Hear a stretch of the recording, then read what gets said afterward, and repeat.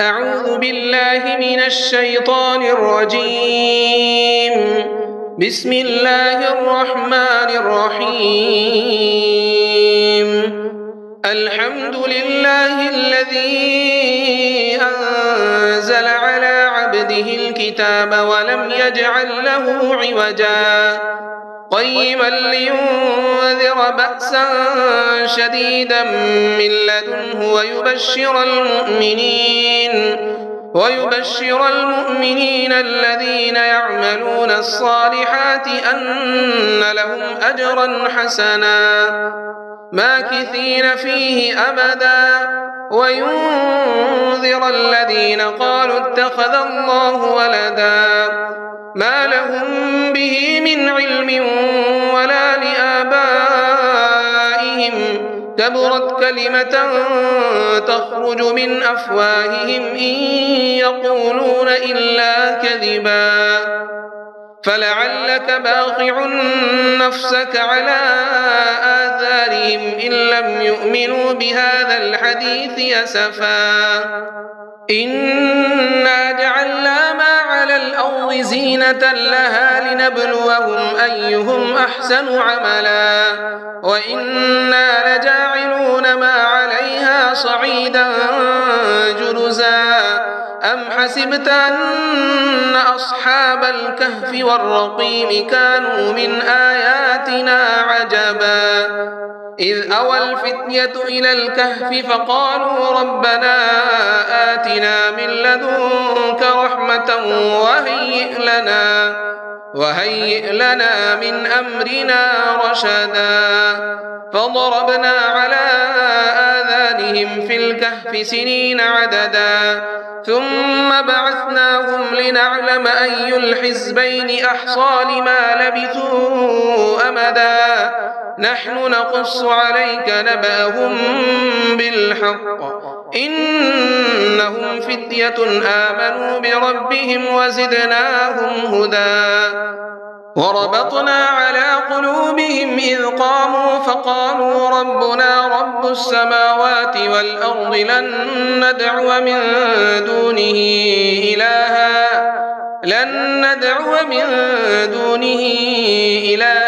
لقد قلنا إذا شططا هؤلاء قومنا اتخذوا من دونه آلهة لولا يأتون عليهم بسلطان بين فمن أظلم ممن افترى على الله كذبا وإذ اعتزلتموهم وما يعبدون إلا الله فأووا إلى الكهف ينشر لكم ربكم من رحمته ويهيئ لكم من أمركم مرفقا وترى الشمس إذا طلعت تزاور عن كهفهم ذات اليمين وإذا غربت تقرضهم ذات الشمال وهم في فجوة منه ذلك من آيات الله من يهد الله فهو المهتد ومن يضلل فلن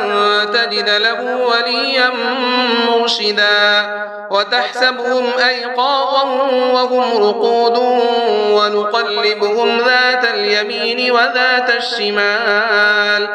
وكلبهم باسط وذراعيه بالوصيد لو اطلعت عليهم لوليت منهم فرارا ولملئت منهم رعبا وكذلك بعثناهم ليتساءلوا بينهم قال قائل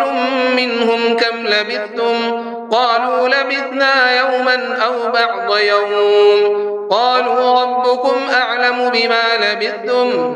فابعثوا أحدكم بورقكم هذه إلى المدينة فلينظر أيها أزكى طعاما فليأتكم برزق منه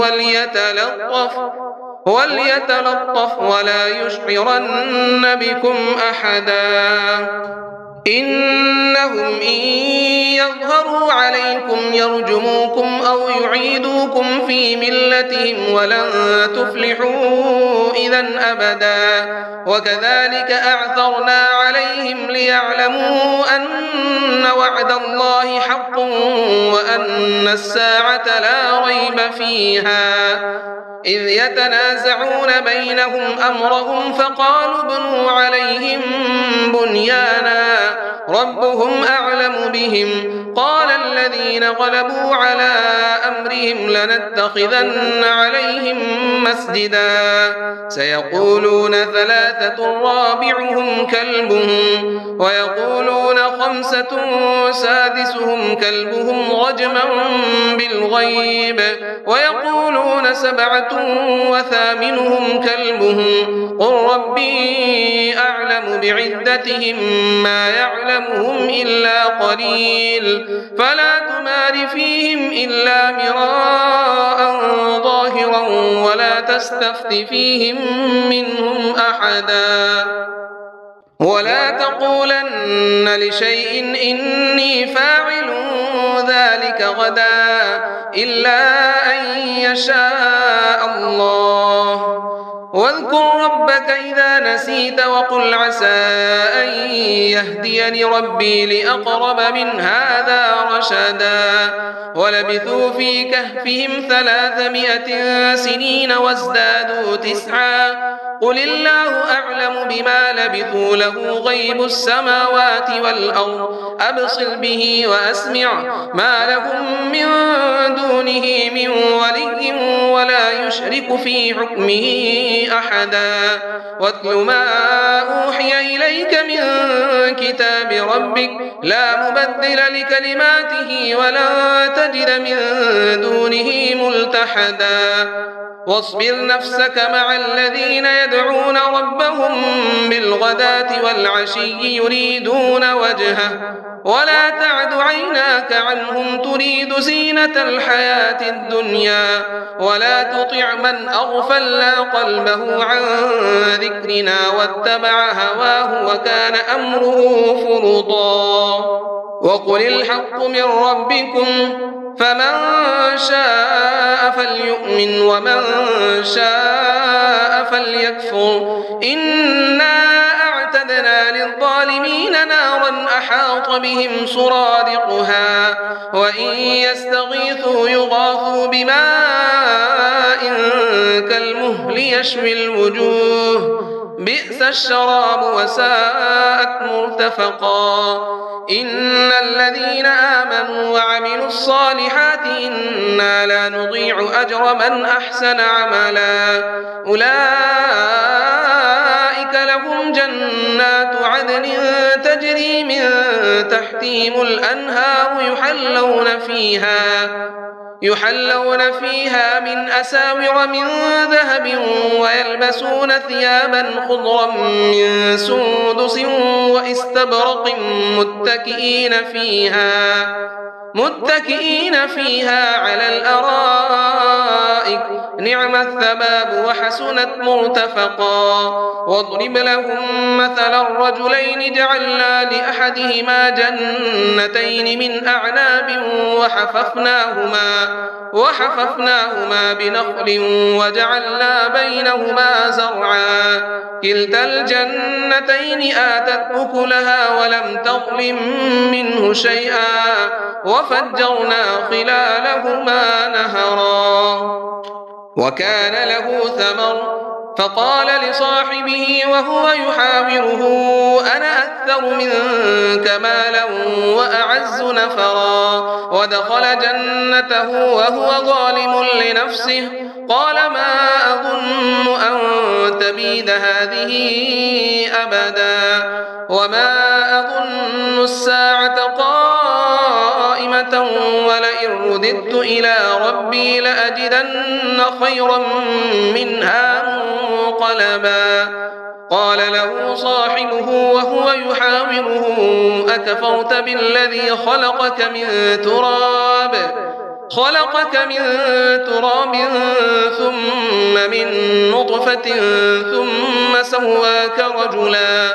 لكن هو الله ربي ولا أشرك بربي أحدا ولولا إذ دخلت جنتك قلت ما شاء الله لا قوة إلا بالله إن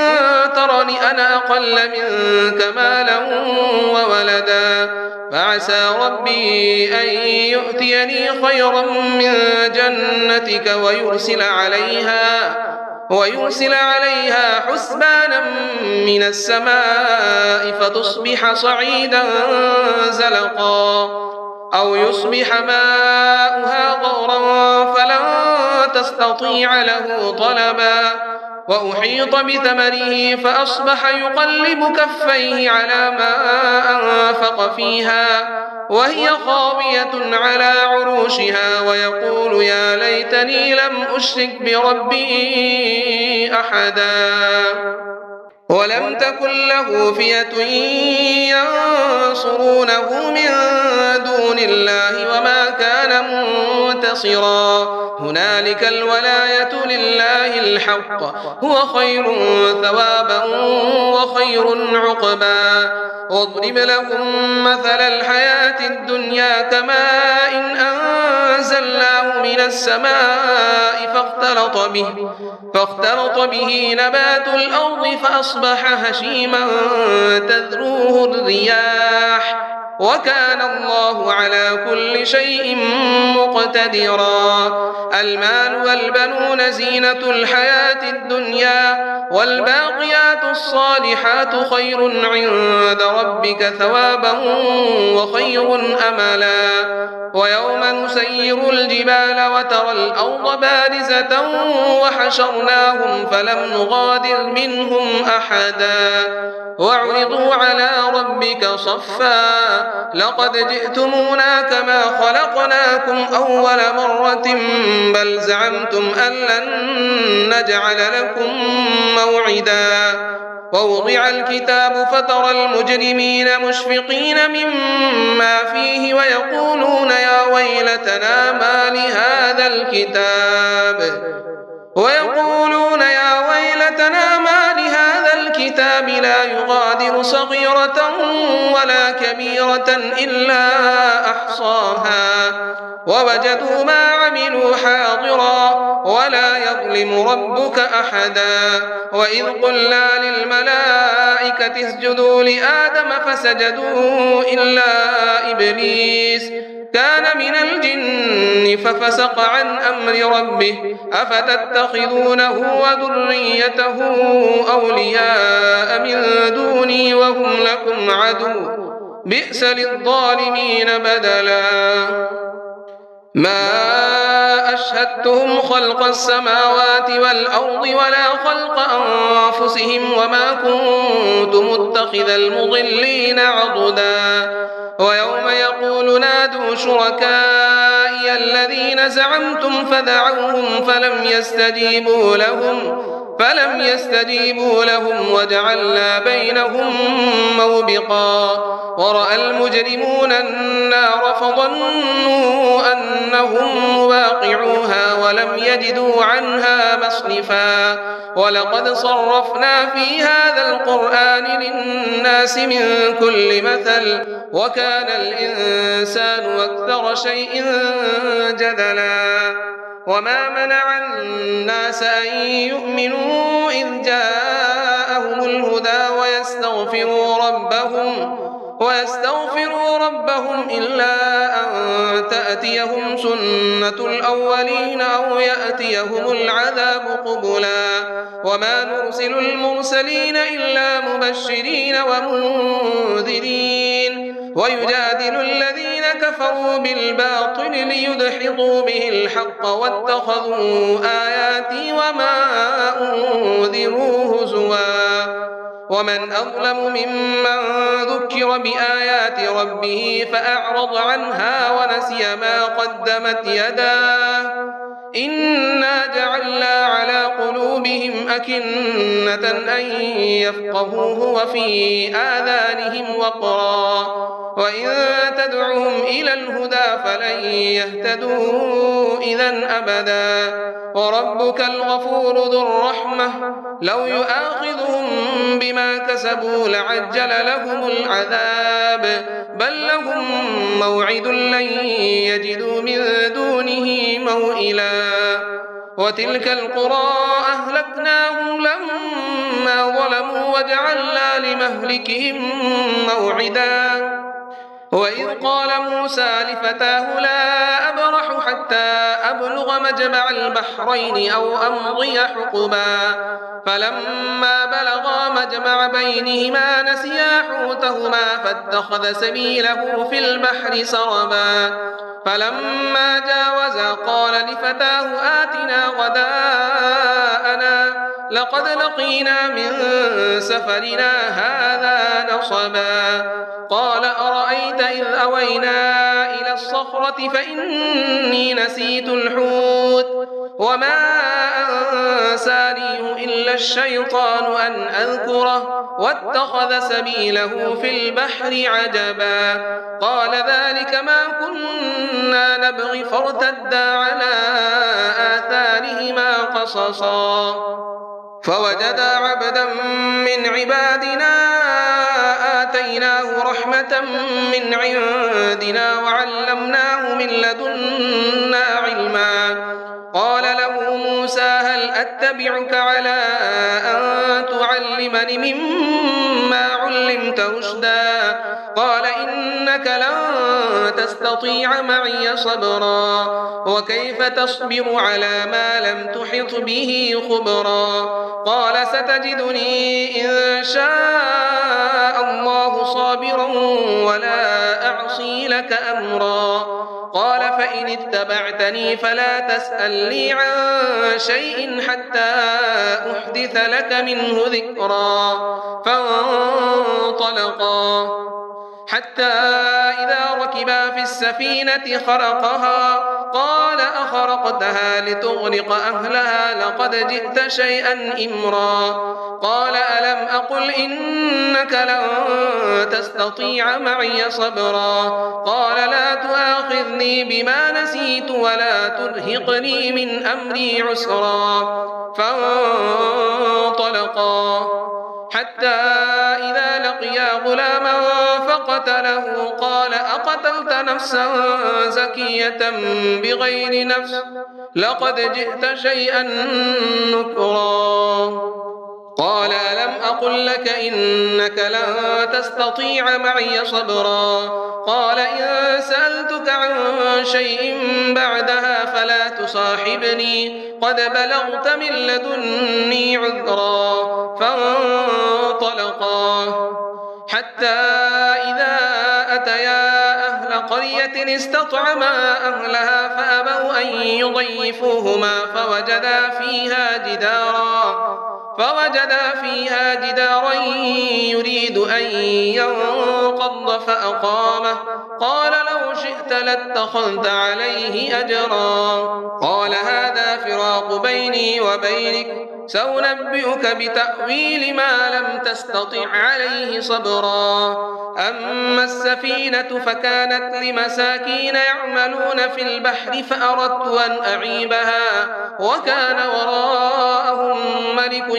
يأخذ كل سفينة غصبا وأما الغلام فكان أبواه مؤمنين فخشينا أن يرهقهما طغيانا وكفرا فأردنا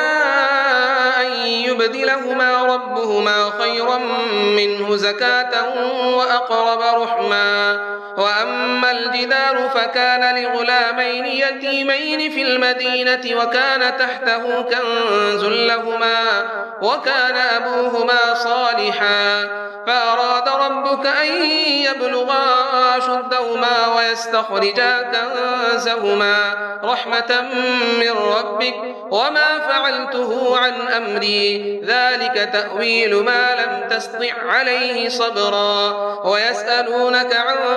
ذي القرنين قل سأتلو عليكم منه ذكرا إنا مكنا له في الأرض وآتيناه من كل شيء سببا فأتبع سببا حتى إذا بلغ مغرب الشمس وجدها تغرب في عين حمئة ووجد عندها قوما قلنا يا ذا القرنين إما أن تعذب وإما أن تتخذ فيهم حسنا قال أما من ظلم فسوف نعذبه ثم يرد إلى ربه فيعذبه عذابا نكرا وأما من آمن وعمل صالحا فله جزاء الحسنى وسنقول له من أمرنا يسرا ثم أتبع سببا حتى إذا بلغ مطلع الشمس وجدها تطلع على قوم لم نجعل لهم من دونها سترا كذلك وقد أحطنا بما لديه خبرا ثم أتبع سببا حتى إذا بلغ بين السدين وجد من دونهما قوما لا يكادون يفقهون قولا قالوا يا ذا القرنين إن يأجوج ومأجوج مفسدون في الأرض فهل نجعل لك خرجا على أن تجعل بيننا وبينهم سدا قال ما مكني فيه ربي خير فأعينوني بقوة أجعل بينكم وبينهم ردما آتوني زبر الحديد حتى إذا ساوى بين الصدفين قال انفخوا حتى إذا جعله نارا قال آتوني أفرغ عليه قطرا فما استطاعوا أن يظهروه وما استطاعوا له نقبا قال هذا رحمة من ربي فإذا جاء وعد ربي جعله دكاء وكان وعد ربي حقا وتركنا بعضهم يومئذ يموج في بعض ونفخ في الصور فجمعناهم جمعا وعرضنا جهنم يومئذ للكافرين عرضا الذين كانت أعينهم في غطاء عن ذكري وكانوا لا يستطيعون سمعا أفحسب الذين كفروا أن يتخذوا عبادي من دوني أولياء إنا أعتدنا جهنم للكافرين نزلا قل هل ننبئكم بالأخسرين أعمالا الذين ضل سعيهم في الحياة الدنيا وهم يحسبون أنهم يحسنون صنعا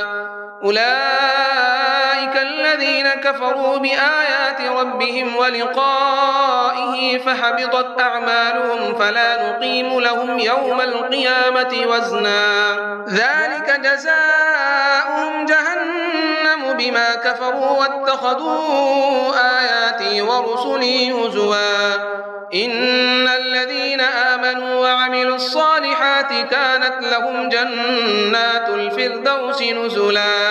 خالدين فيها لا يبغون عنها حولا قل لو كان البحر مدادا لكلمات ربي لنفد البحر قبل أن تنفد كلمات ربي ولو جئنا بمثله مددا قل إنما أنا بشر مثلكم يوحى إلي أنما إلهكم إله واحد فمن كان يرجو لقاء ربه فليعمل عملا صالحا ولا يشرك بعبادة ربه أحدا.